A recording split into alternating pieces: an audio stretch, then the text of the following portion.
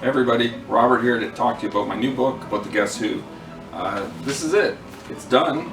I'm submitting it on this Friday to my publisher for the editing and proofreading process. I believe that takes 6 to 8 weeks. There's also interior images that have been chosen. Clive Palmer, who did the great cover design on my Cheap Trick book, is working on the cover for this one, and he's shown me some rough ideas, and I think it looks great. It's going to be really cool. Also in the book, I have a special introduction written specifically for this book by Dave Bedini. So I'm really happy and honored to have Dave participating in this book. If you don't know his band, Rheostatics, I strongly advise you check them out. Definitely one of the greatest bands to ever come out of Canada. So for people who don't know what the book's all about, it's a chapter by chapter look at the Guess Who recording history. So each chapter is for a specific album, and I talk about what songs were recorded, where they were recorded, what maybe some newspaper reviews from the time, what people thought of the albums, radio appearances, TV appearances, even bootleg recordings in some cases, and then quotes from guys that I was able to interview. So you get a lot of information in each chapter about each album. And then there's sort of some fill-in chapters. For example, there's a chapter on what Randy Bachman was doing from 1970 to 1983 when he was out of the group. And that just kind of covers his BTO years and Iron Horse and that kind of stuff. So I wanted to talk a little bit about some of the details that are in the book, so we can maybe have some stuff to look forward to while we're all shut in. So I've got a few examples. You might remember, or you might know, when the Guess Who recorded their Canned Weed album in New York City, they recorded it, and then it was decided that 2 of the songs, Laughing and Undone, should be re-recorded in a different studio to try to get the best sound quality possible for radio play. So they did that.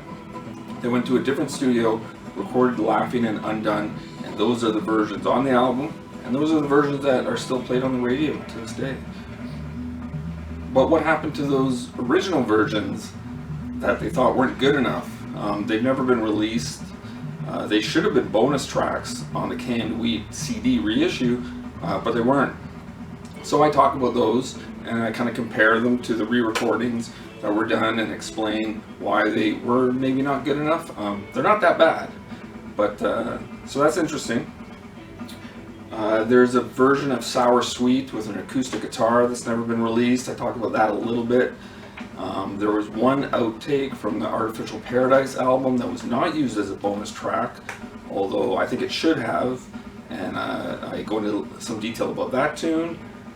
A big area that was really important for me to track down information was the Live at the Paramount album.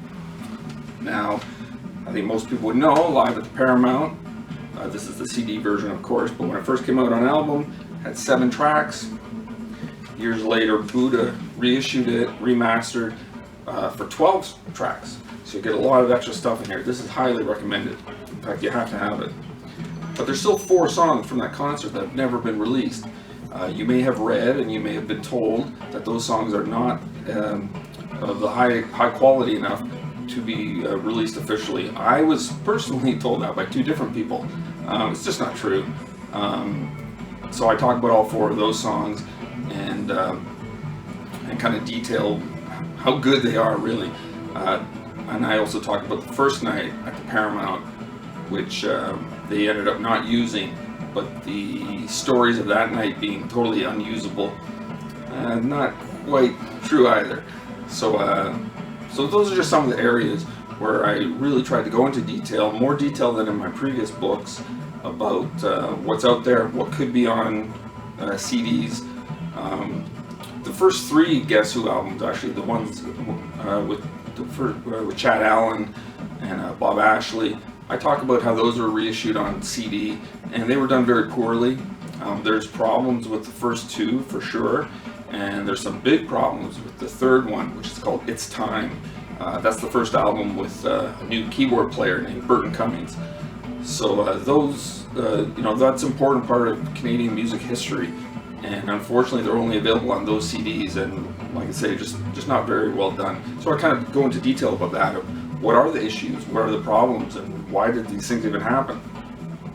So that's sort of what's happening with the book.